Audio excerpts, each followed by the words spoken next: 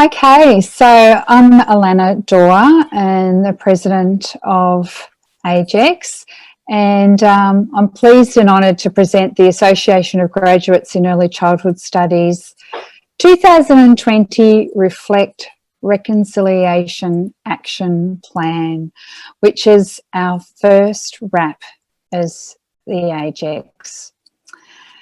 So I thank you all for coming and sharing the AGECS launch with us, and I trust that you'll find some engaging and useful morsels to digest on your own RAP journey. And I'd also like to introduce AJ and our AGECS Aboriginal consultant for our RAP, who you'll also learn more about as we progress through this launch. AJ is co-hosting this event with me. Hi guys. And I'll let him tell you a little bit about his language group and background when he does a presentation later as well. Yeah. So now I'd like to warmly welcome Auntie Diane Kerr. We are so privileged and honoured to have you here. Thank you so much. And AJ will introduce Auntie Di a little bit more with some more information about her. Yeah. Look, Auntie Diane Kerr is a senior Wurundjeri elder and knowledge holder of the Gunung Bullock clan. She's a well-respected community leader, cultural mentor, advisor to many in both community and mainstream services. Auntie Diane Kerr has contributed to policy development, advocacy and influencing change in communities, organisations and governments through her work in child protection, health, education, employment, stolen generations, native title, cultural heritage and cultural training. In 2016, she was appointed to the Aboriginal Treaty Interim Working Group by the Minister of Aboriginal Affairs. In 2017, Auntie Di was inducted into the Victorian Aboriginal Honour Roll in recognition for her work with the Aboriginal and Torres Strait Islander communities and with government. And in 2018, she was awarded the Order of Australian Medal for her contributions to the Australian society. I could go on with lots of things about Auntie Di, but I have had the privilege of working with Auntie Di many times, and she's been a real role model and mentor to me personally. And look, it's a great pleasure to introduce Auntie Di and ask her to welcome us to country. Thank you, Auntie Di. Thank you very much. Shame me right up. I honour my ancestors and my elders, and I pay homage to the sacred ground that I'm on and all of the sacred grounds you're all on. I wish to acknowledge elders of different nations and the Aboriginal and Torres Strait Islander peoples, and I wanted to acknowledge any First Nations peoples from across the waters, and I acknowledge you all, and I pay my respects to your ancestors, elders and families.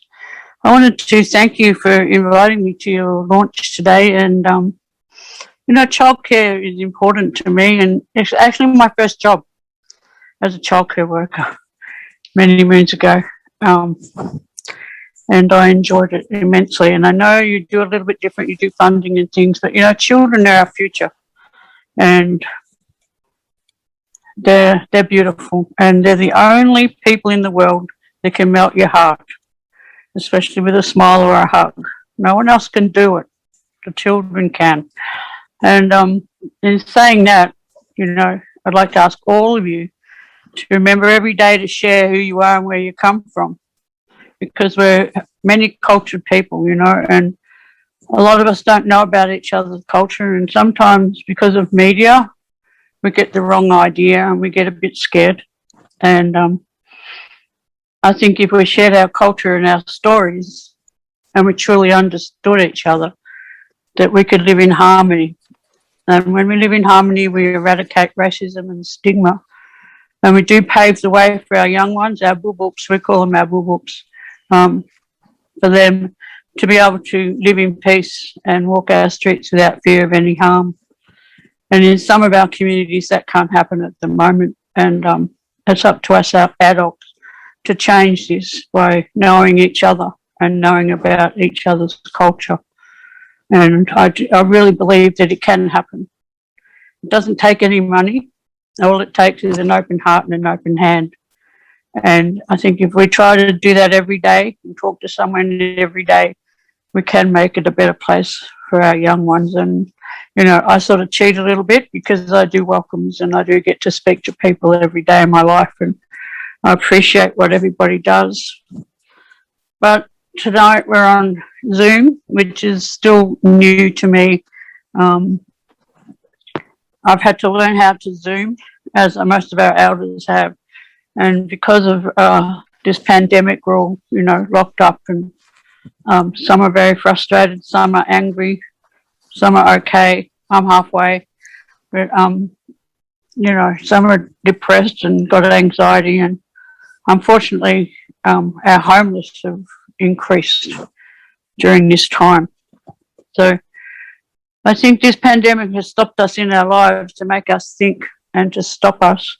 And I actually think it's got to do with Mother Nature, our mother, the earth, because I think we were not looking after her and we were not looking after each other. And this pandemic has stopped us in our tracks, kept us at home, helped us realise how important our families are, and our children, and our pets, and our communities.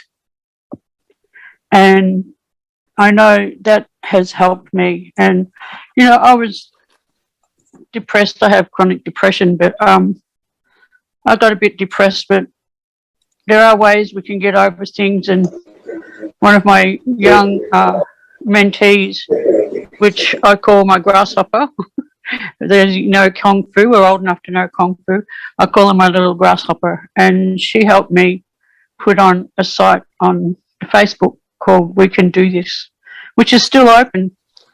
And we got on there and, you know, spoke about how we felt, and if we're having a good day or a bad day. Some people got on there and told stories. I had Mal Power, who's a Torres Strait Islander man, who tells his stories by song.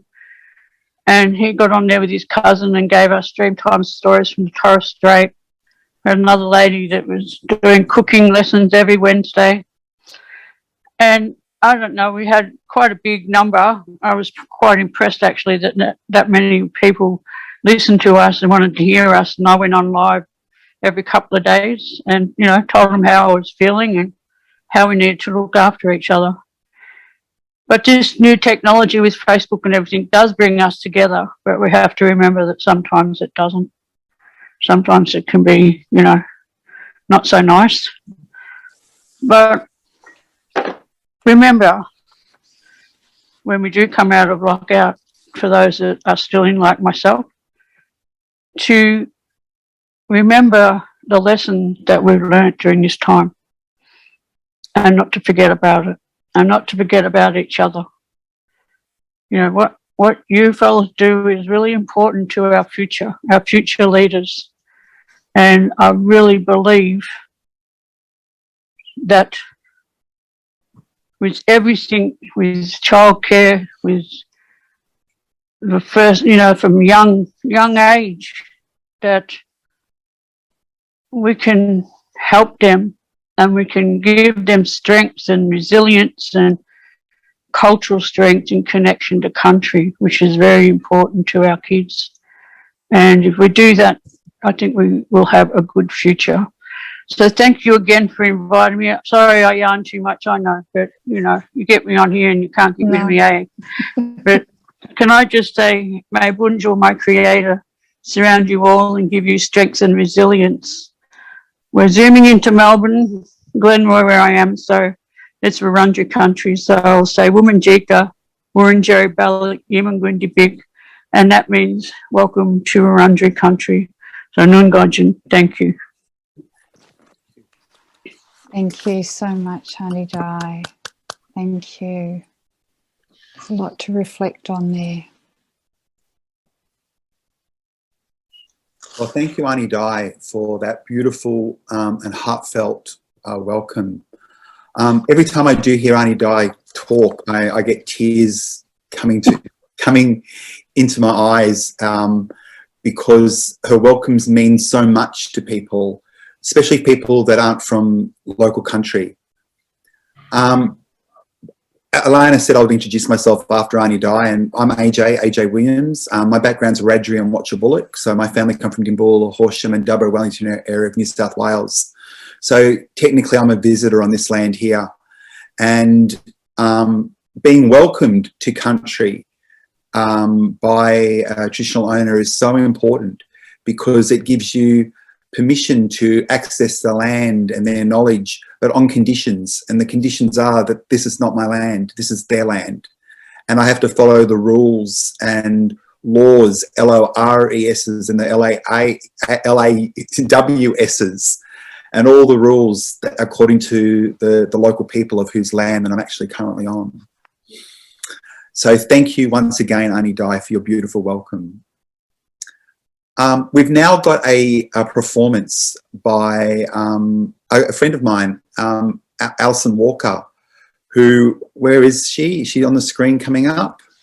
There she is, right there. I'll just get Alison to introduce herself really quickly first. Hi, Ali. Hi. Hi. We're going to actually have a performance. We're going to have two performances by Alison tonight. The first performance is one of my favourites of hers, which is called Footprints in the Sand. Ali, do you want to explain a little bit about the song before you sing it, or do you want to explain afterwards? Yeah, so I'm Yordi Yorda Wemba Wemba, also good at Jamara and Tangang. And I'm also a visitor on this country in Victorian country, part of the Kulin Nations. The song was inspired by, it's about stolen generations, and my grandfather told me a story about what happened on Cumbragunja, which is where he was from, and the removal of the children there. So he told me how some of his cousins were, they came back, and because they used to swim across the river or get in the boat, and Nanny would row across the river to Victoria to get away from the police, or the welfare, who were going to remove them. So one day they came back, and there were some cousins that didn't come back, and so this song was inspired by the story he told me, because really the last thing at that stage, the last thing they had seen were their footprints in the sand, and that's really what it was about. So when I wrote it, I thought, what if I was mum? What if that was my baby that was taken? And so that's how I sort of came about writing the song as a mother. And so years later, though, one of my aunties worked in Link Up, and they work with Aboriginal people trying to find their family and connect back together. And I was honoured to witness some of those cousins were found, and just seeing them connect again. And it's just like, as soon as they saw each other, here they were in their 70s, I reckon, but they recognised each other straight away, and everyone was crying. It was just an emotional experience, and some of them have never come back, but some did. And so yeah, that's it's really written as a mother, and of having experience of having her child taken away. And as you know, that's a really sad part of our history. I think it was about 71 was when the last children were taken away. My brother might have been, that was a threat for my mum when she was pregnant with him, to be removed. My nan used to hide my dad and one of my aunties, her lighter skinned children, to her mum's, just to take them off the mission and hide them. This went over for a few years to prevent him and my auntie as well from being removed. So it's not something that we talk about hundreds of years ago. It's a part of lives of people today, part of my life, and even AJ would share stuff too that and only die about that's experience. So it's not an old story. It's so new, and it's fresh today. So yeah, that's really, yeah, the inspiration behind it. So, yeah. Okay, so without further ado, will you please perform one of the most emotional songs that I've heard? Ali knows it's one of my favourite. This is Alison Walker with Footprints in the Sand. Can you hear that?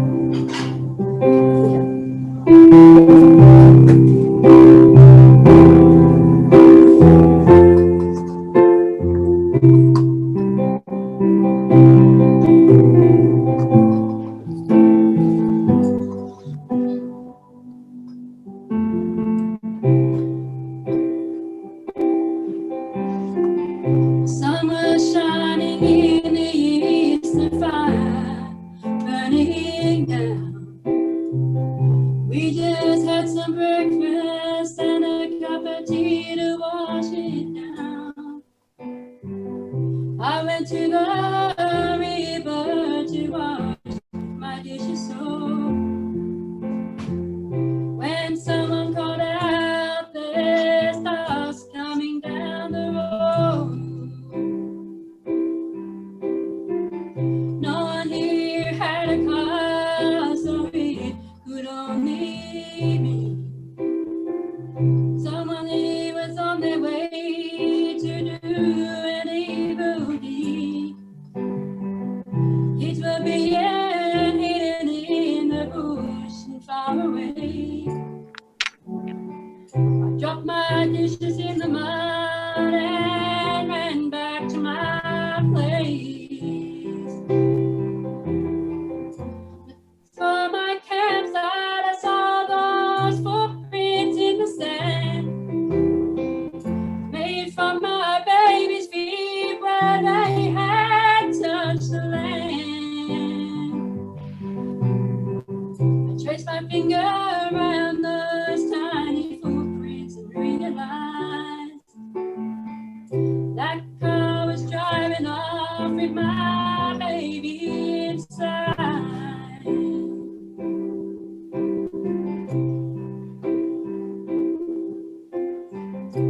I ran and chased the car until it disappeared. Lost sight of where I was, too blinded by the tears. Someone carried me back home to my lonely camp. What to do was look at the ground at those footprints in the sand. No one said a thing, but my baby was too white. They take my baby from my room and say that it's alright. If only I had taken her with me this morning, then my broken heart never would have been torn.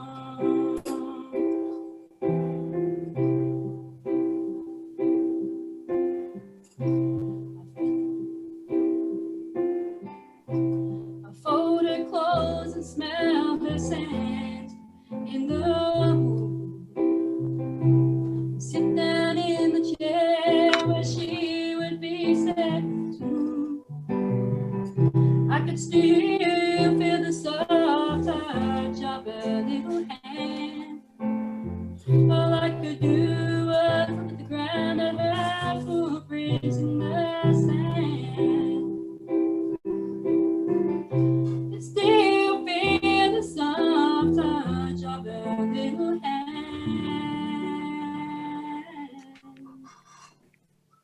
All I could do was look at the ground and her footprints in the sand.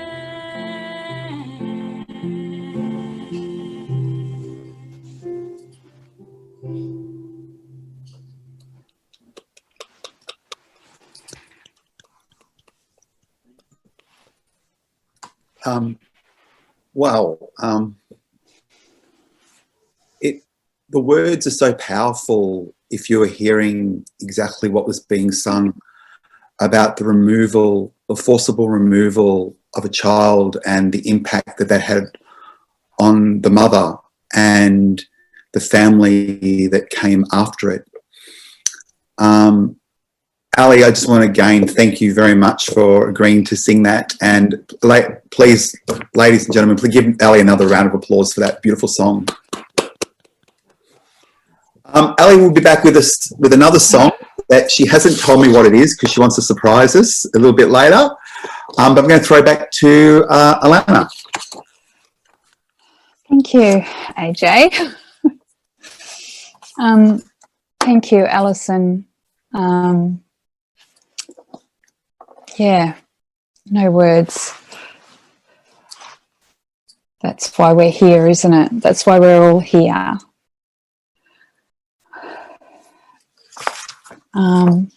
Okay, so to go on now with what the AGECS RAP committee have done and how we did it. So I'm going to actually share the RAP. About time, not a moment too soon. I'll just make that a bit smaller so you can see it. So this is our RAP. And before we start talking a little bit more about it, I'd like to also introduce Steve, who is our designer. So the committee, we all got together over many months and many conversations and ins and outs and listening deeply to our Aboriginal representatives and to AJ and pulled together the content. But Steve is our designer.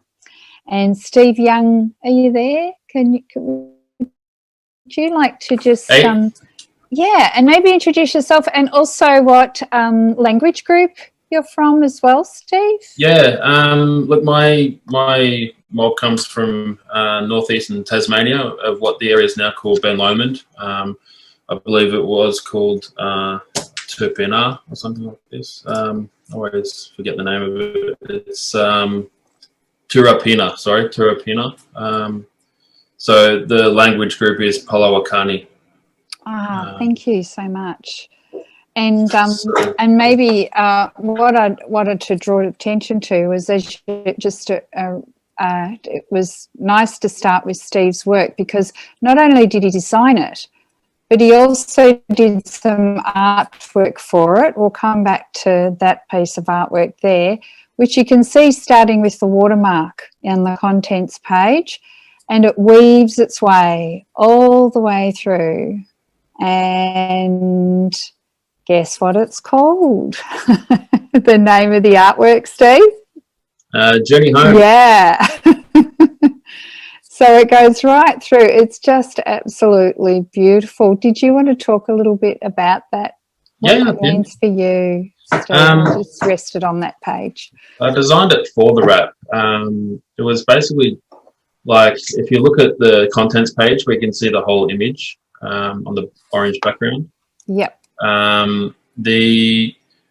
It's sort of a little bit hard to see there, but there's a lot of all the radial images are meeting places, and then you've got the trails or the treks between all those meeting places. So I've kind of treated those like steps, and then around the large radial, like the meeting place in the center, you can see that there's those little U-shapes are all people sitting, meeting at that meeting place. So the idea of it was that everyone's come through different steps, different journeys, taking all different tracks to meet in the central place in the center, which for me is reconciliation. And I've named it Journey Home because I don't think of reconciliation as like getting just to reconcile, like just to get to a place of agreement.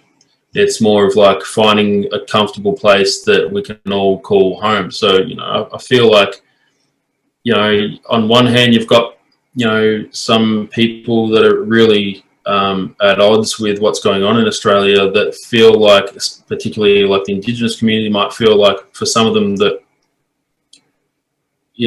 this is their original home, but they're being pushed out, or that this is not their home because people are trying to not allow them to feel at home here. And then you've got also the, you know, the European descendant, or the, you know, the settlers or whatnot, that, you know, they also, some people that know what's happened, that are aware of the history, they have maybe just a subconscious sense of guilt that, okay, this is not our home either, technically. So whose home? This no one's home. No one feels at home here. So it's like reconciling, but past reconciliation, to get to a point where, you know, it's comfortable. This is our place that we can be, we can belong, and there's no heartache, there's no hard feelings. It's just getting past the, you know, getting to the point where this is home for everyone that's here, you know, and really you can feel that it's home, there's no problem. So it's more than just about getting to the point of reconciliation. It's getting to the point that this is everyone's home, hence the name Journey Home. And you can see that the journey is to the centre. So everyone meeting in the centre, it's home for everyone. So that was the idea of the image anyway. It's a little bit hard to see. So much. I think you can, yeah, it's okay. It looks beautiful. And I just wonder, for everyone here attending tonight might be able to relate to things that Steve has said. Aboriginal and Torres Strait Islander and non-Aboriginal and Torres Strait Islander. So I'm going to just scroll up now to the front page of the wrap, and we've got this artwork done in ochre called Songlines, and Kerry Douglas is a Aboriginal community representative who kindly sat on our wrap committee and was part of our wrap committee, and I'd like to invite Kerry to talk about her artwork, and I'll also scroll through because there's another piece of artwork further down. Thanks, Alana.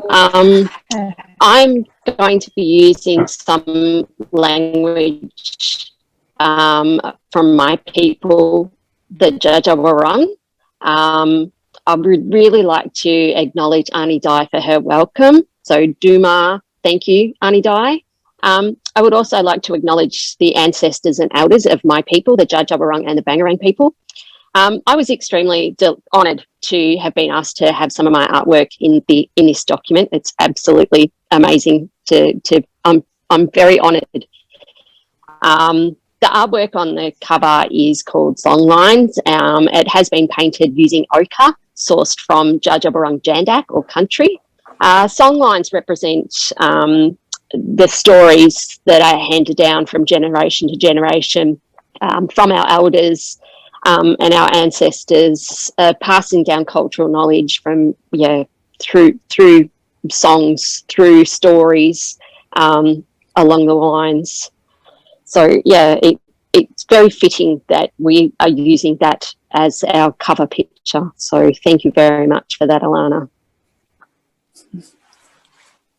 Pleasure. And did you want to talk a little bit about Songlines, or should I scroll up particularly that and how you came about it or anything? Look, it was just, like I said, the painting is done by ochre, so it is all ochre that I found not far from my property in Campbell's Creek. There's an amazing ochre pit there. All the colours are there. We've got some beautiful purples, some bright oranges, some bordering on reds in that ochre pit, but the colours that I've sourced for this one were just all meant to be on that little painting together. So yeah, that's beautiful. And there's another one here that has special significance.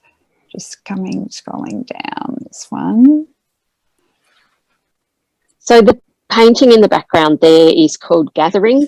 As Steve mentioned before, the U shape that we have in our culture represents people. It's basically the shape that as we sit on the ground, if we were to get up, it is the shape that is left behind from our backside being on the ground. The U shape does represent lots of different people coming from all different areas of Jandak, and they are gathering together at a significant site. So, the black wavy lines through it represent the tracks that people are taking to get to that significant site. So, down the bottom left-hand corner, you can see a bit of the curved line that represents the significant site that we're all on our way to. Thank you. And we have another one called Blossom, a little bit towards the end. Yeah. So Blossom probably doesn't have a significant cultural meaning. I just love playing around with colours with my artwork, and this one was just meant to be. I know, Alana, I haven't spoken to you about doing this, but I know you feel that there's a hidden message behind this one about everyone, all the colours representing different people coming together. So would you like to talk more to that? Oh, look, just I think that's what drew myself and another one of the other RAP committee representatives, Dorothy, when we saw it. It just spoke to us about, well, that's what we want to do. That's what we want to, just join, have people joining together and moving together, and also I think when you say the name Blossom to me is just about just really that connection that you have with country, gathering the ochre from nearby, country and nature, and something there for all of us. So yeah, thank you. Thank you. And we have some more artwork here. So AJ is a man of many talents. On our Acknowledgement to Country page, would you like to speak to that, AJ? Oh, okay. It wasn't on the running sheet. Oops, sorry. It was on the running sheet. This was actually from a photo that I took. My brother Tristan, who's online at the moment with us, we went driving up to Gimbula Horsham a number of years ago, and we stopped along the way and took a photo of Watchable land. And I used that photo as the inspiration for drawing this particular, or painting this particular piece, which I simply just called Watchable Country. And we wanted to actually put a country page onto the website, because AGECS does cover all of Victoria, so we wanted to actually have a piece that was just outside of the Melbourne area as well. So that's all I've got to say on that. Thank you. Thanks for your contribution. Thank you. Putting me on the spot. I never thought that was possible. Okay, so I'll just talk a little bit about our journey before we hand over to AJ, who's going to do a presentation, and that's really going to be more of the PD side of this program tonight. So yeah, what we've done and how we did it. We did a lot. We did a lot really fast. We worked really fast, but mindfully as well. When I say that, it wasn't rushed. There's definitely a difference. Acknowledging what the AGECS organisation. So the AGECS began this journey of reconciliation with Aboriginal early childhood communities by striving to do the following: acknowledge what the AGECS organisation has done well. Now, this was probably a challenging part of our journey that we talked in great depth about as the committee, particularly for non-Aboriginal and Torres Strait Islander people.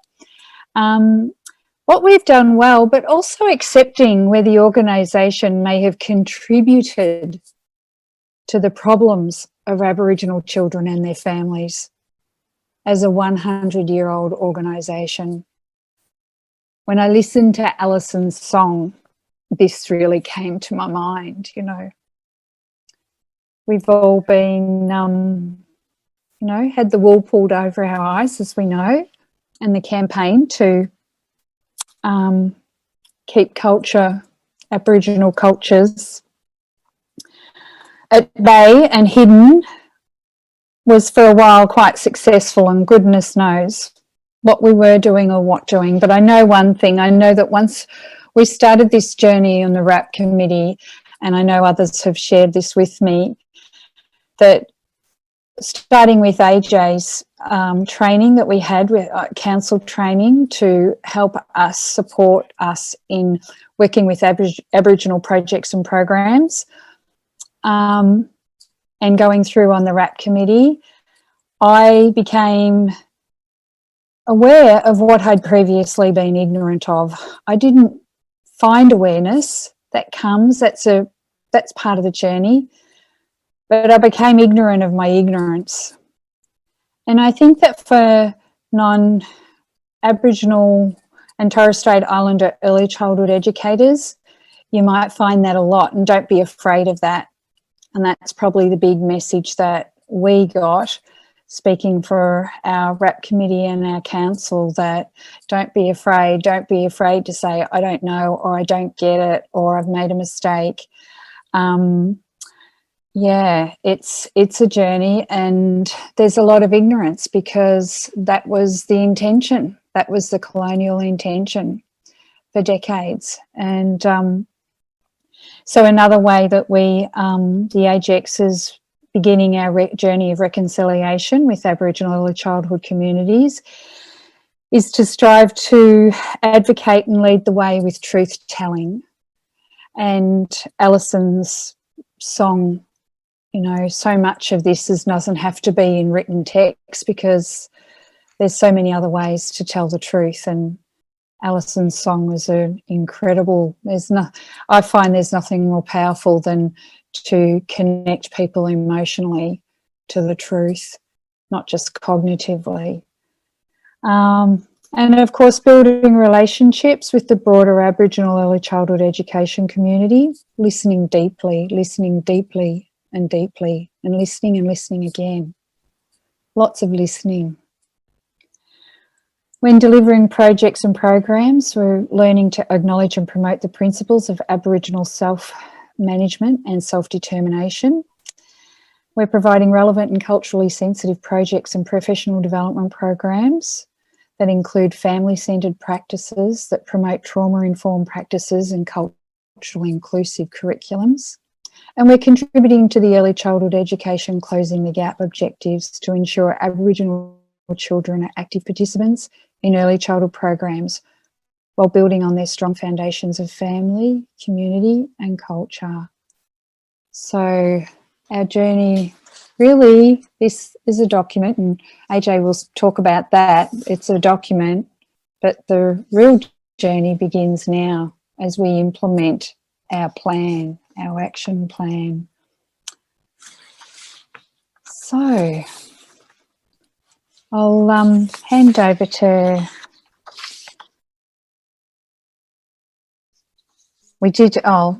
AJ, oh, that's right, sorry. I did want to say that AJ was recommended to us at the beginning of 2022 as a possible consultant that we could engage in our journey that would lead and guide us.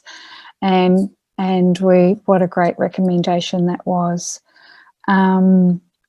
So I will hand over to AJ now. Just, you might want to say something about that training that you did with us right in the first part of our journey. Okay, you're not following the script. Oh, no. Right? I'm getting emotional. That's why. Yeah, look, it was an interesting journey. There were many thoughts, and I think the biggest thing that I saw of the whole committee was actually uneducating them. So it was about uneducating them to start off with in order to start re-educating. And I would say that not just the training itself, but everything that came from the training, I've seen the light bulbs go off on many of the council members' heads when you know that I've got it. I've started to understand how the things that I might have learnt from the past isn't as far back as we actually put them. And I think I've really made an impact on how the past still impacts on Aboriginal people today, because that past isn't that far back in the past, if that's what I was saying. That's all I have to say on that. So then AJ led the way, supported us with as an Aboriginal consultant for the RAP, and we set up the RAP committee. And you might like to explain the decision to enlist RAP ambassadors for the next RAP, AJ.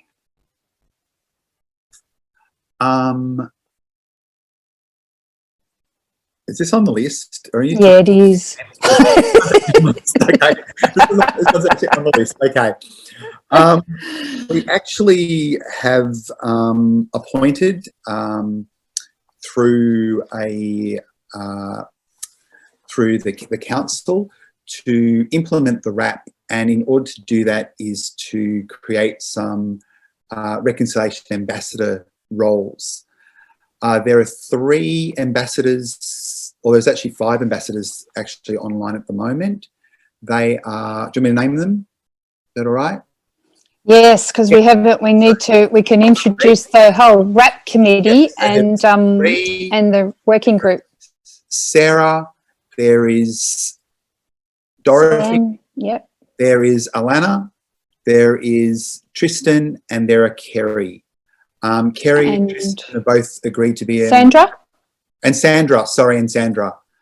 Kerry and Tristan have agreed to be the Aboriginal representatives until AGECS can actually appoint some Aboriginal early childhood educators into those particular roles. So what we did is we had the RAP. How we did it, we've worked on last year and early this year as a RAP committee, and then we put a call out to council members to for ambassadors, and we're working from our RAP working groups. So that's actually a stage 2 process. You have the committee who's doing the planning, and then we now have the working group to implement the RAP over the next 12 months. And that is a reflect RAP because it's our first RAP. And now the first RAP is just usually is 12 months. For RAPs following that can be 2 years, but the first RAP is Reconciliation Australia have indicated that that needs to be just 12 months. So I'll get, we also have a concept that we've developed called Reconciliation Champions, which I will get Sarah O'Donnell, our Vice President and also member of our RAP committee and working group, to talk about that later. So I'd like to now Go back to Alison. Go back to Alison, because Alison has another song for us before AJ does his presentation. Thank you, Alison. You might like to talk about it first before you sing it. Thanks for that. And just before I just want to say thank you for asking me to sing tonight. And, a little bit louder, Alison. I just want to say thank you for asking me to sing tonight. And thank you. Really, it's a real honour to be a part of this. And as we know, we say boros, and you know, our boros are special, you know, as you all know, and you do a great job, you know, working with children. And one thing, Luke, I don't know if Luke wants to. That's my brother Luke. You can't see. Hi, Luke. So he wrote this song. I don't know. It's wow. I can say what I think. To be honest, yeah. Our dad comes from Moonacala, which is a mission outside Deniliquin in New South Wales. And when we were children, we were always we'd always go there camping.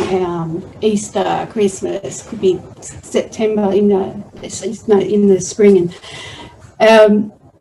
and it's like it's home to us too, you know. And one thing I mentioned about was cultural connection and connection to country and connection to family, and that's one thing that we were so lucky that we had that.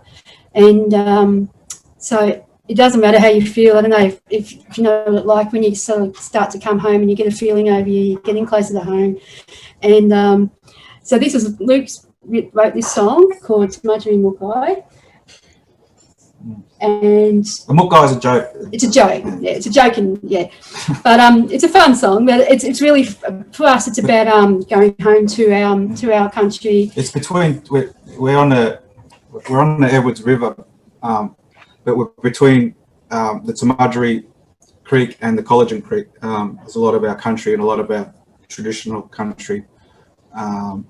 So there's references to those, and another landmark is the Pretty Pine Hotel, which is when you're driving out of Deniliquin, you have to turn left there to get to the mission. So there's a few landmark references, and but it's just about home. It's about going home. It's about home, and it's a lot of fun. Like we spend a lot of time, singing, campfires. They go hunting, and so eating bush foods and fishing, and there's a lot of fond memories of I used to say, why can't they take us to, all these kids were going to Queensland and all this sort of stuff. Yeah. Dad always took us back to the mission, and you know what? I'm so glad that he did, because that's something that's in here now, and that's a connection we've got that other kids don't have. So, in the end, they did the right thing and connecting us to family and country. So, and there's in the bridge we're singing two separate songs, and they're old songs that we grew up singing in lingo. So a few people might know them if you do sing along. So, ladies and gentlemen, Alison and Luke. No, so I just wanted to get in. That's right. Okay, ready? 1, 2. And $1 short is a welcome home, welcome home. Card lips and a cold can, it's a welcome home, welcome home. Left turn at the Pretty Pine, it's a welcome home, welcome home. I'll meet you on the sunny side of the Cauldron Creek. Welcome home, welcome home. There's a Marjorie Moore song. There's a Marjorie Moore song. Lindsay Mordigana, Mama Goanyana, Mama Goanyana, Mama Goanyana. Been late and $1 short, it's a welcome home, welcome home. Got lips and a cold can, it's a welcome home, welcome home. Left turn at the Pretty Pine, it's a welcome home, welcome home. I'll meet you on the sunny side of the Cauldron Creek. Welcome home, welcome home. There's a Marjorie Moore song. There's a Marjorie Moore song. Things ain't going to be done. Mama going down, Mama going down, Mama going down.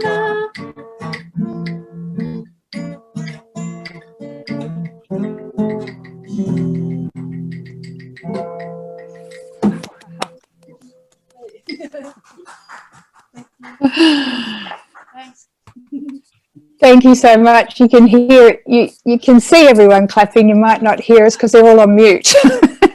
That was so joyful. Thank you. Singing songs with the kids and have fun with them. Oh, wow. You just get that essence of it. Thank you so much. Thank you, Luke, too. It's beautiful.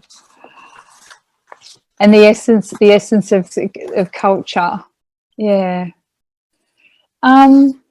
Okay, so I'd like to now introduce AJ, who is going to share a PowerPoint slide with us and talk us through a lot. I will leave it with AJ, actually.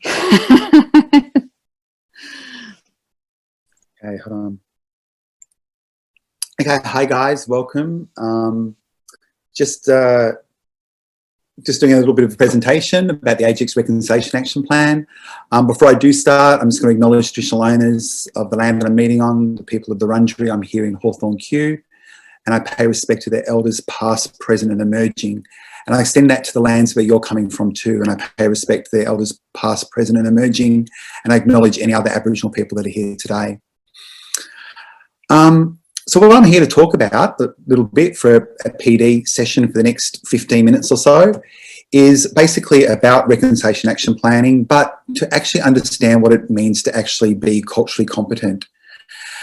And I've got some questions here, and you can't get copies of the PowerPoints, but the PowerPoints will be on the video that would be uploaded onto the web, so you can actually be able to see it up there.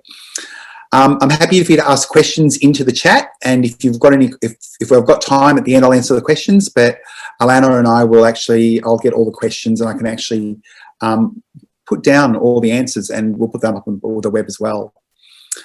So I'm going to go straight into it on time, but I've got a question there. But what makes early childhood workforce culturally competent? And look, it's not an easy concept to construct or deconstruct, like what does make someone culturally competent. I think that you can give people awareness to start off with, or they can become a bit culturally alert to certain things. But cultural competency is around them being able to do something with that awareness that they've actually kind of gained. It does require lifelong learning. It requires learning, unlearning and relearning. It requires an educational contextualization. It's something that can be demonstrated. It's something that's observable. It can be measured, but it does require individuals to be quite self-reflective. And I love what Alana said earlier today, like this evening, where she goes, she didn't know how ignorant she was in her ignorance, if that made sense. And that shows that self-reflection is there. But cultural competent workforces also need to make sure that their policies and procedures are in place to allow Aboriginal and Torres Strait Islander people to have access to service provision and be able to participate in all activities, from everything from enrolment to graduation. Looking at organisational, so things have to be funded, resourced, and have to have the skills to actually work with Aboriginal people, work with Aboriginal families, but also understand how to incorporate Indigenous context into curriculum. Has to be professional, which is why it involves education and professional development. And that you just can't just go to one cultural awareness session and go, I've been to cultural awareness, because that's something that I've heard many, many times. Oh, I've already been to cultural awareness, it's fine. Well, I go, good on you, congratulations. You've heard probably one trainer's perspective and understanding of being Aboriginal, or understanding what they've got to say, but there are so many voices around and you never stop learning. So it's about listening to all the different voices. And it also means that we have to have attitudes, knowledge and skills that are actually professionally based. And why I'm saying they're professionally based now is that, especially in like the diploma of, or Cert 4 of children's services and Cert 4 of most community services courses, do actually have a unit of promote cultural safety around Aboriginal and Torres Strait Islander people as a mandatory, I think it's an elective, but most RTOs and organisations actually use that as one of the units that they actually train, along with the diversity unit, to ensure that those attitudes and knowledges and skills are actually imparted, so that new members of the workforce actually have some beginning of understanding about working with Aboriginal and Torres Strait Islander people. It's about being exposed, as I said, to different aspects of Indigenous cultures in Australia. It needs to be embedded in cultural competency practices within the entire centre. That real investment through appropriate funding to support evidence-based professional learning opportunities. I said the professional learning has to be contextualised and localised, and all early childhood educators and students to learn about the history and recency of events and how they continually impact on families and communities today. And I think this is one of the biggest things that when I work with schools and when I work with early childhood centres, one thing that people like to teach is history. And if it's not taught from an Aboriginal point of view, it is often taught as historical facts. And those historical facts are often taught in dates and times, but then it doesn't actually, well then the non-Indigenous, and I'm making a bit of a generalisation here, and please don't take offence to that, but I think what often happens is that sometimes without actually having personal experiences, it's actually then how do we relate that event to the people that are actually living and breathing right now? How does that event of 1967, for example, under the referendum, how does that impact on people here today? And for example, like often before 1967, and one question I will ask people is, what was the 1967 referendum about? And often people tell me it was about the right to vote, and that's actually not correct. The 1967 referendum was about asking the public two questions. One, should Aboriginal people be counted in the census? And should the federal government be able to legislate on behalf of Aboriginal people? Because before 1967, all legislation was state-based and local-based. And it was often written in a way to outbreed Aboriginality. So the words half-caste, quarter-caste, quadroon, 1/16th, 1/32nd, full bloods, they were the words that were currently being used up until 1967 before the federal government took over the Aboriginal affairs. But that's not that long time ago. 1967 are the elders in our community right now. Okay, so this is stuff that's happened in their lifetime. And without actually explaining that to people, that these people are the elders in our community right now. So they were actually living under laws that actually define them exactly by those skin colours. And if you were a certain skin colour, then you may not have been allowed to do things. Like for a lot of Aboriginal people, they may not have been allowed to go to work, may not allowed to enter the pub. And it was all based on the local laws or state laws at the time. So that's talking about like how it impacts. I'll get back to a bit more of that in a second. But cultural competency is also about moving away from multiculturalism and diversity to understand the Indigenous needs and aspirations. That yes, we do want to actually go that Aboriginal people do make up the multicultural Australia, but it's a bit like when people throw out the term Black Lives Matter and some people go, well, what about all lives? No one's saying that all lives don't matter. But until Black lives are recognised and acknowledged, then all lives are not seen as the same. So it is about understanding the difference between multiculturalism, diversity, and the Indigenous needs and aspirations. It's all staff having ongoing cultural learning opportunities and not just one-off events. That all staff making Indigenous students and parents feel supported. It's about understanding and respecting students' own Indigenous identity journeys. We live in Melbourne, and one thing we need to realise around Melbourne is that Melbourne has got one of the highest transient Aboriginal populations anywhere in the country, believe it or not, which means that they're not the local people. They're people from all over many different lands that have come down to Melbourne.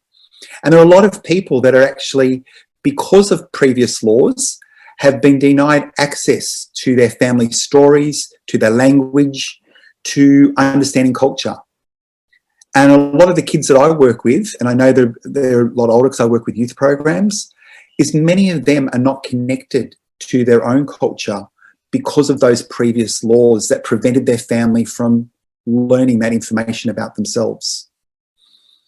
And so we've got to appreciate that not every Indigenous student that you'll have will actually have a solid understanding of what it is to be Aboriginal. And I'm not saying that in a horrible way. I'm saying that in a way to make people think that Aboriginality has so many different facets within it that, as I said, everyone's on their own particular journey. And we also need to recognise the journey of their families as well, which is why some families will want to contribute a lot to your centres in terms of education and getting you to be and wanting to be involved.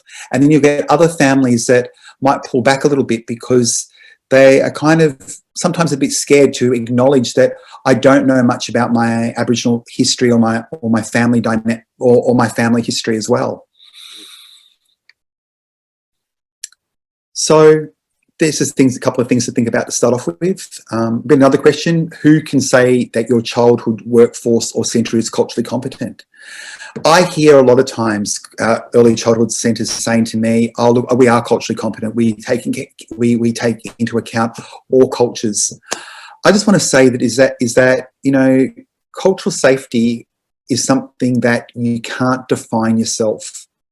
Cultural safety can only be defined by the service users that actually access your service.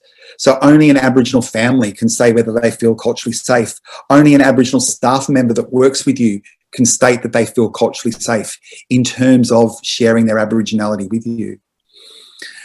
That it does involve challenging stereotypes of all staff, all students, and including parents.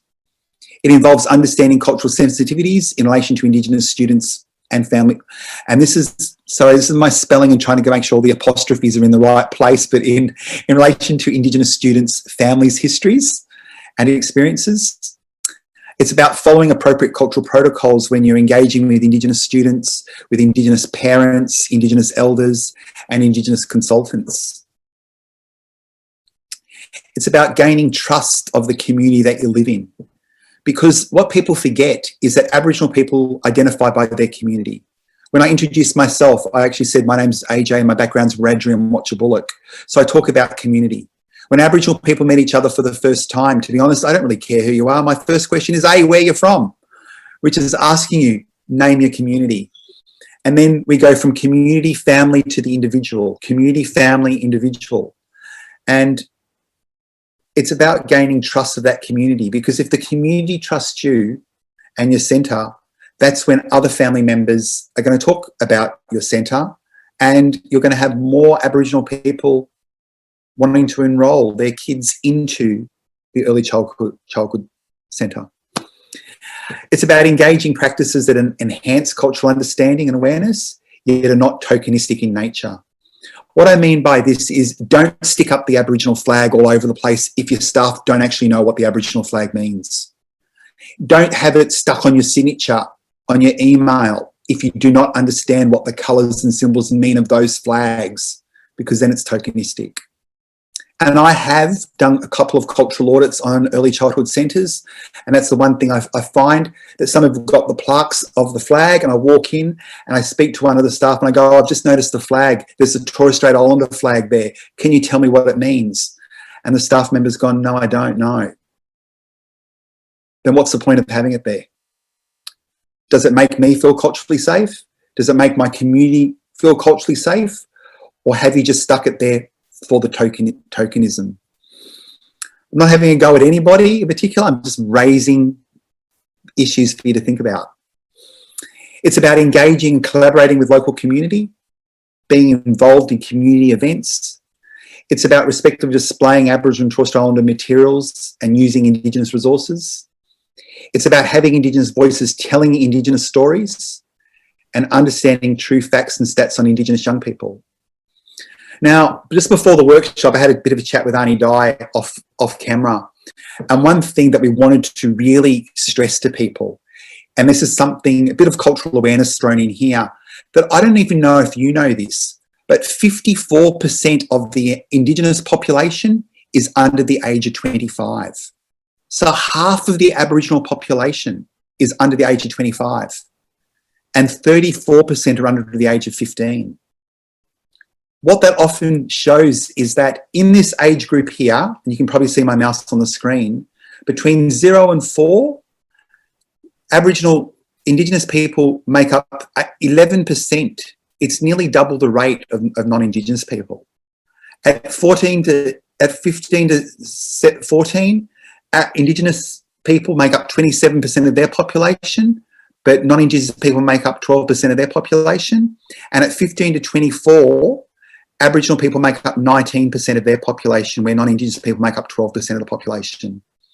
And what I want to make very clear here is in this population, there's often 2 generations of people, because statistically, a lot of Aboriginal women are actually having kids at younger ages.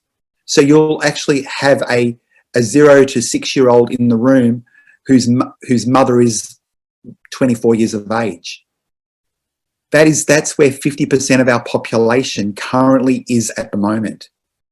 But as you can see, as the diagram goes down, that Aboriginal people are still dying between 45 and 64 and 65 and above at such higher rates.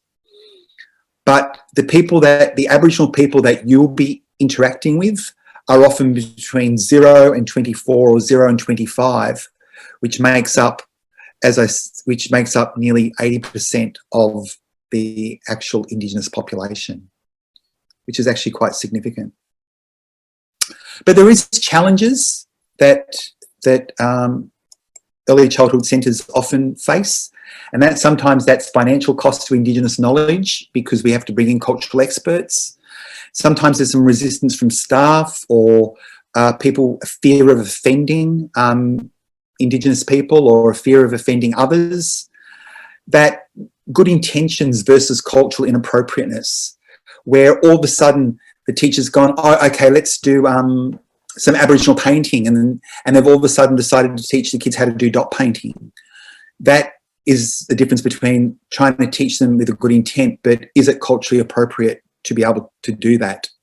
Because one thing that early childhood educators and non-Indigenous teachers can't do is teach culture.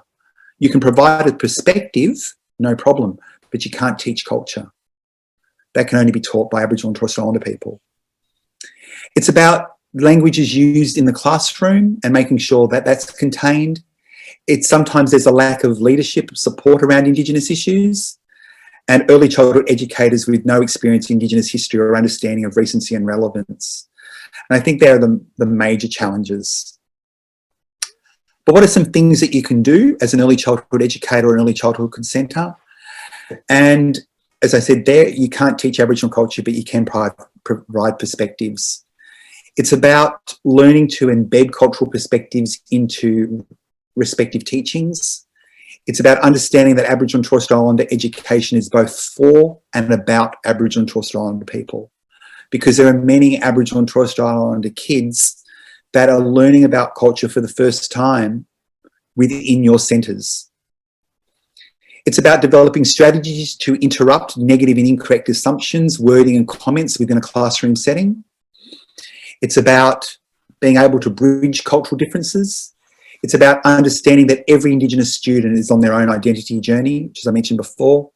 It's about learning inclusive language and how to use it appropriately. It's about don't make Indigenous students the focus of in-class discussions around their Aboriginality, because it can cause shame and embarrassment. And again, avoiding tokenistic gestures. It's also about developing a reconciliation action plan, which is basically why we're here tonight. And a reconciliation action plan is a journey, it's not a destination. It's a living plan, it is not a documented outcome. And it's about where you want to be, not where you are now. And I can't stress that enough.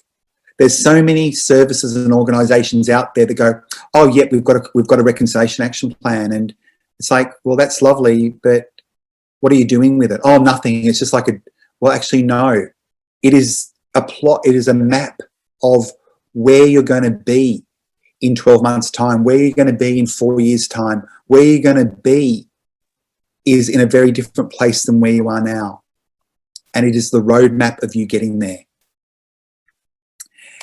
It must involve Indigenous people in its overall design, implementation and reviews.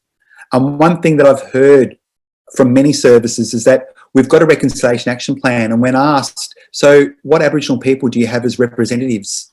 Or have you had an Indigenous person help you write it? They've gone, no, don't need one, we can do that ourselves. Can I just say, no, you can't do it yourself. Part of reconciliation is actually working together with Indigenous people, Aboriginal, Torres Strait Islander people, elders in community, consultants, to actually reconcile. So failure to actually involve Indigenous people defeats the purpose of even developing a reconciliation action plan. Reconciliation is about coming together. We need to see the coming together with the beginning of the RAP, to the implementation of the RAP, to the review of the RAP. It needs to be Indigenous-led, and one thing that was a little bit hard at first, and I got around to it, was like giving us a little bit of control and actually going, what don't we know? AJ, teach us what we don't know, rather than let us think that we do know it. And it should ensure that there is more than one Indigenous voice as well. And one thing that we made clear on this RAP is that as a consultant, I wasn't going to be the only Indigenous voice.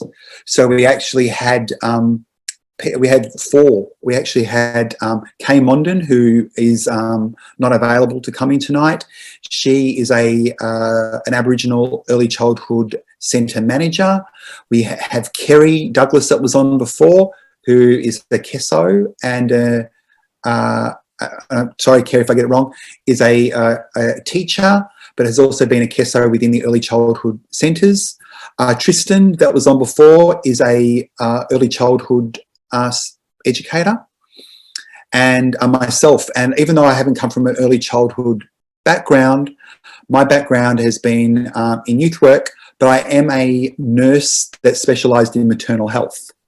So my background was maternal health. So we wanted to make sure that there was more than one voice put into this particular action plan. I know that Sandra's going to talk a little bit more about this, but to find out more about reconciliation plans, the best starting point is the Narragansett outline platform. And that has got all the information you need to know about starting a RAP. Oops, I've got a couple more slides. The RAPs, there's 4 types of RAPs. There's a Reflect, Innovate, Stretch and Elevate. There are very few organisations in Elevate RAPs in Australia. I think there's only like one. And most are still sitting in Reflect and Innovate. And at the moment, we're in a Reflect RAP, which means the strategies that have been put into place aren't big ones. They're about how does AGECS change the way that it thinks and does things in order to promote cultural competence within themselves, and how to actually make, basically, how do they make themselves more alert to Indigenous issues around them. And that's what a Reflect RAP's really about. It's got a couple of slides left. It's about engaging with community through developing networks. It's about making sure that cultural awareness trainings occur for the students, but also cultural awareness trainings for staff, and they are very two different things. It's about using Indigenous experts, consultants or elders, but realising that it's not a one-off thing, that it does cost money, that every cultural trainer is different, that every cultural training is different. And but one thing I will say is choose someone that knows about working in schools or early childhood services. It kind of helps a little bit. It's about reviewing programs that teach Indigenous perspectives to non-Indigenous students for relevancy, accuracy and reliability. And the non-Indigenous teacher or early childhood educator need to ensure that they're only providing a perspective. They need to involve Indigenous people in the planning, design and content. And we need to start hearing Indigenous voices, sharing Indigenous stories, because that's one thing that has not been happening in Australia. And it's been proven, because only 3 years ago, our NAIDOC theme was listen to our stories. So it was a plea saying that it's about time that Aboriginal stories are told by Aboriginal people. When engaging with Indigenous consultants, find someone that knows about early childhood education. Let them lead and guide the process in a culturally appropriate way. Respect and understand the cost value that you're actually getting. Listen and be open to change. Allow yourself to be challenged. Acknowledge the white privilege that you might have, but hear Indigenous people share their stories. And Alana's just asked me, she did ask me, and it's on the running sheet this time, I put it on I too. did. I was hoping you'd talk about your YouTube channel, AJ. Really, really quickly, when lockdown happened last year, I went on a platform for Indigenous people to share Indigenous stories. So I created what was the Giraway Genyi YouTube channel, which is now over 200 something subscribers, because I printed this for another presentation earlier. There's a number of playlists where I've been mentoring kids in 3 schools, Scots College, Camberwell Grammar and Woodley School, and with permission of their parents and families, shared their own personal stories of what it's like being Aboriginal. And as my son was doing his diploma of youth work, he interviewed some of the kids. I want to say thanks to Ashley for doing that. And they are their stories put together over Scots College and Camberwell Grammar young men and women, or young men, because that's both boys' schools at Scotch and Camberwell, that share their stories over a 2-year period, because we recorded them over 2 years and then we cut and pasted them together so you can see them, how they progress over time. Woodley School got on board and they just did half an hour interviews together, and we got the best of the two to put together. The Aboriginal kids were going, we want our voices heard and we're tired of being asked the same questions all the time. So the kids created Fun Facts, which is in a series here, in series 3, which is 29 videos of them just talking about what's the Aboriginal flag, what's racism look like in the classroom, what is NAIDOC, what is an elder to them, so they're actually answering the questions that they hear repeated over and over and over again. We've got some Aboriginal workers to talk about how to work with Aboriginal people, so I've got 18 of them. I did all this during lockdown with my friends just texting me and sending me stuff over either Zoom or on their mobile phones for me to update. And I've got some non-Indigenous perspectives of working with Aboriginal people, of people that I admire. And we've interviewed 6 elders and got their elders' stories popped up there as well as a starting point. Alana wants me to... It's just an amazing, yes, and I also want to say, because it's just an amazing resource I've found just going on the few. I haven't even gone near the 200, but just information, the learning, the unlearning, the relearning is just incredible. So no wonder one of the many awards that AJ's received for his incredible work was, the two this year were the HESTA Individual Distinction for Diversity and Inclusion, and I did this presentation a week ago, so it was before. We didn't win the award, but we got highly commended in the Heart Awards for the YouTube channel, and I just want to say thank you to everybody that's participated in that part of the journey, because these are both awards, believe it or not, are not about me. They're about the people that actually shared their stories for the YouTube channel. Fantastic. Thank you so much. I really highly, highly recommend that you just go in there. You can just listen to short little vignettes and come back and pop in and pop out. What was that, AJ? Just 2 things I want to end the presentation with. Yes. One, please, guys, admit that you don't know enough, because as soon as you admit you don't know enough, it means you want to know more. And can I say, the more you learn and the more you know, the more you realise you don't know. So you'll never get to a point where you'll think, I know. You'll probably realise more and more how little you know. So don't even worry about pursuing that goal. And the last point I want to make is you don't have to bear the guilt of actions of past practices, but you do have a responsibility to ensure that those past practices don't start to creep into the work that you do today. So guys, that's what I want to leave you on my presentation, and just say basically thank you for letting me present this presentation tonight. Thank you. And I just want to say that we've decided a lot of these resources, our recordings of PDs, we put into our membership area for members to access, and we're really putting a lot of energy into really expanding that in the next 12 months. But this one will be open. It'll be in the public area, the wrap and the recording of this session. We just felt that we've just got to, you know, we have a responsibility to get this out there. Just before we do go on and hear from Sandra to talk a little bit more about Narragansett, I'd like to just highlight that you've met Kerry, you've met Steve, you've met AJ and myself, Steve the designer, Kerry, AJ and myself on the RAP committee. And you're going to hear from Marie, Sandra and Sarah next. And Dorothy is also, I've mentioned her earlier too, has been an incredible support with the RAP committee and is on the working group as well, as are the others. But first, before we go to Sandra, Tristan, would you just maybe just share a little bit of what your experience was like being on the RAP committee? Sure, I thought you'd forgotten about me. No, it was just we're looking at timing and moving through. And so anyway, I'm Tristan. I'd just like to quickly say that I'm coming in from Wurundjeri country here in Surrey Hills, and acknowledge the elders and present Aboriginal people here. So yeah, look, for me it was really great. I don't know how else to say it. Yeah, like that's good.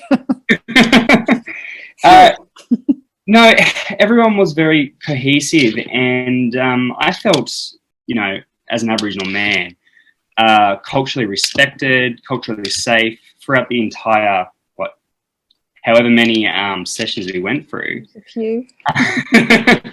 Quite a few in quite a short time. And, you know, everything, you're great, Alana. Alana always came, you were always very organised, so everything was kept on time. You know, everything was always set very nicely.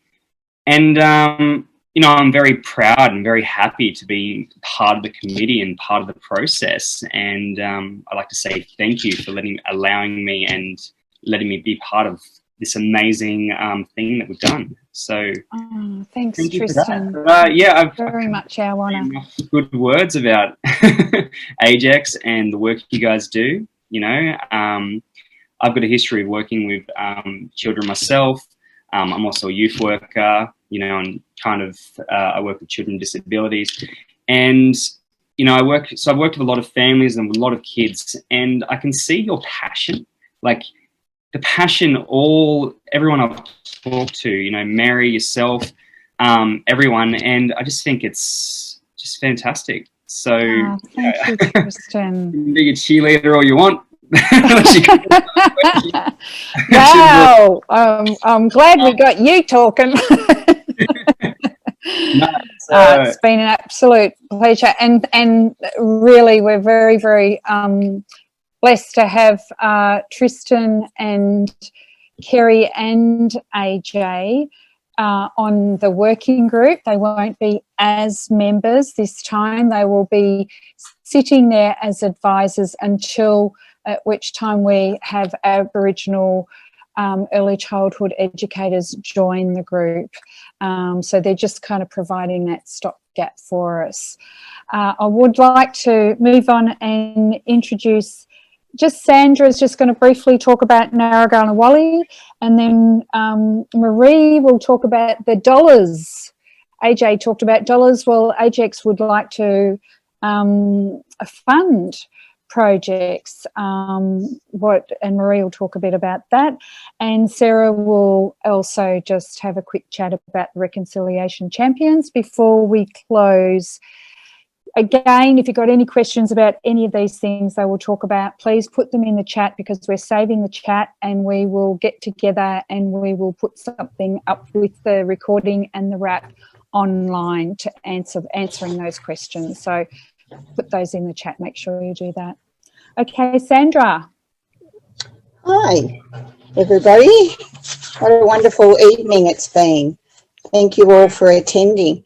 I'm also on Wurundjeri country, and I too would like to pay my respects to past, present and emerging elders, and also to any Aboriginal people that we have attending this evening. So a little bit about Reconciliation Australia's Narragunawali program. It was set up to support all schools and early learning services in Australia to develop an environment that fosters a high level of knowledge and pride in Aboriginal and Torres Strait Islander histories, cultures and contributions. The word Narragunawali comes from Ngunnawal people, the traditional owners of the land in which the Canberra office of Reconciliation Australia is located. And the meaning of Narragunawali is alive, well-being, coming together and peace. The Narragunawali program has an online platform that you can access for free and provides curriculum resources and professional learning. It is also through this program that you will be guided and supported to develop a reconciliation action plan with guided actions and deliverables to present to Narragunawali for publishing through the online platform when you're ready. And I guess that's what makes it so so easy to use, is that you're doing it all online. The Narragunawali team are also available to contact by phone. I personally have been involved in the publishing of 3 raps from long daycare settings and have needed to contact the team at Narragunawali at times for support. And their response has been nothing but amazing. So although we have an online platform, we actually can contact somebody at Narragunawali, and as I said, their response is amazing. Their support is wonderful. I personally have found the journey inspiring and one that has assisted in embedding Aboriginal and Torres Strait Islander culture into our curriculum more authentic and so much easier with the support and help of the Narragunawali platform. There are so many resources and professional learning to either get you started or to extend your journey authentically. I'd like to take this opportunity to wish you all well in your journey. Thank you very much, Sandra. And Marie?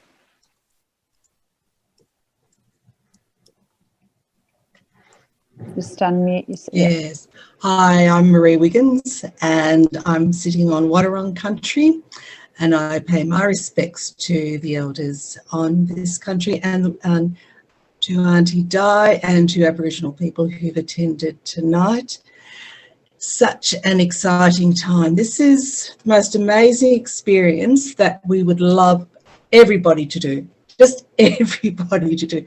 Tristan, you're right, it was great. Just for us to have the opportunity to hear from the Aboriginal representatives on our group and to hear their stories, but also to show you our respect was so important part of this journey. So talking about dollars, doing a rap does cost money, and AJ's given you so much information about what to consider, about what you need to do before setting up a rap, your knowledge, your cultural appreciation, your cultural awareness, your cultural alertness. You need to be able to have that information, that understanding, so that you can actually go into the rap well intended. AGECS has 2 or 3 funding strands for grants, and 2 of them will be able to be used for either a rap or for training. So the first grant is the Warrawong grant, and that is for not-for-profit early childhood services and organisations in Victoria. This is an excellent opportunity to apply for funds to organise training, say, like a whole centre training for your centre, or for individuals from your centre to have training. The second grant is the Forest Hill grants. This is for projects and for resources. The Forest Hill grant is the one that you'd apply for money for organising your RAP. And the costs that AJ has been talking about and Alana's been talking about, and the ones that come through when you're organising a RAP, tend to be around your consultation fees, your sitting fees for your Aboriginal representatives on the committee, for design and for artwork. This is really important. AJ's mentioned too that we pay for the knowledge that the Aboriginal representatives have that will come on to the committee. The third funding stream is the fellowship, and this is for members of AGECS, but that's only an individual grant. But just to let you know that those three grants are available through AGECS. Now look, unfortunately, none of those grants are available for this year except for the fellowship, which is due on July 31st. But AGECS will be sending out information about when the grants will be able to be applied for in 2022. So please watch out for that information. But in the meantime, this is your opportunity to get prepared, to understand what is required for a RAP. AJ's talked about what is required. Sandra's talked about what is required. This is information you can read about and you can find about on the website, and really important to read this before you actually start with the RAP. You're going to be looking at the local country that you're operating on. So I'm, for example, on Watchable Country. So the organisation that I would go to is the Watchable Traditional Owners Aboriginal Corporation.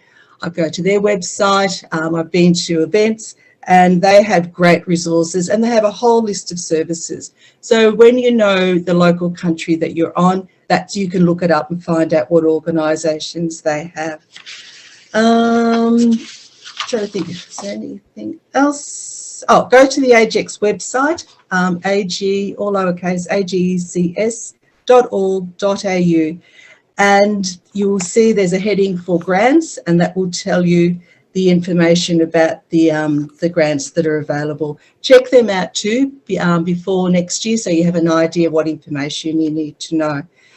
Also, there will be Aboriginal representatives reviewing applications for funding, so it's important that you can demonstrate that you've learned and are learning about local cultural knowledge and foreground Aboriginal culture in your programs. If you've got any questions, please put them in the chat and we'll be able to follow up with them. Thank you. Thank you very much, Marie.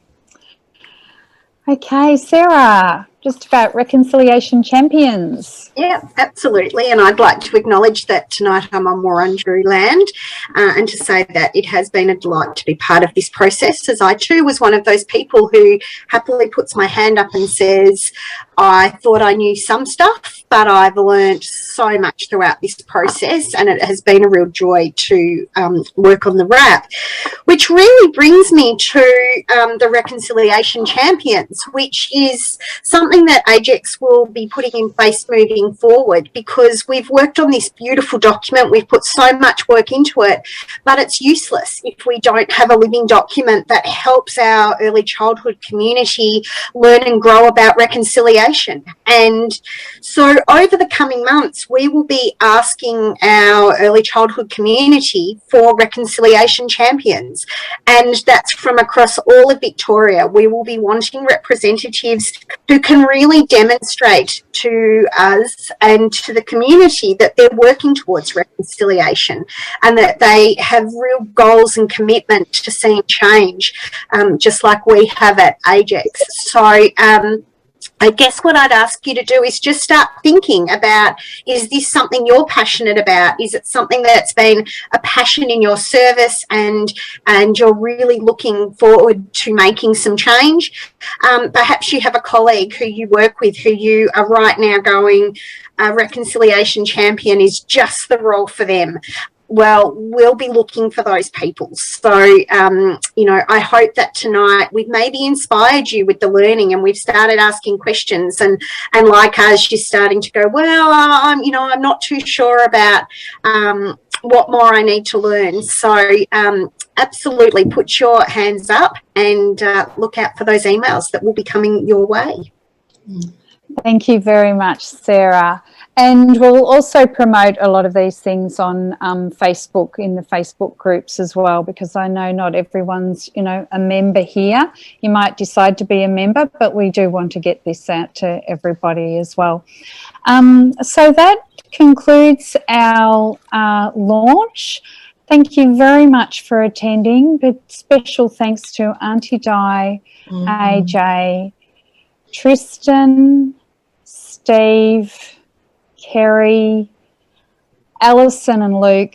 Thank you so much for that those beautiful songs, original songs that just speak from the heart and remind us that communication and learning isn't always done in so-called educational settings that we're used to. There's all different ways to learn and grow, and often those ways are very heartfelt and joyful, like our journey with this wrap. I'd also like to, I think Alex has the link in the chat now for people to, or you've got the link in there, Alex, to access the wrap page. You're on mute. Sorry, hello. Yes, that's okay. Beautiful. So you can access our wrap. So we showed you a little bit. On that page, we will also have the video, and we will be continuing to add any tips and things along the way. The documentation, Marie talked about the grants, that will be up there. And we've got a few other things coming too. So keep an eye on that page as well. So thank you again. Have a beautiful night and enjoy your wrap journey. Guys. Bye.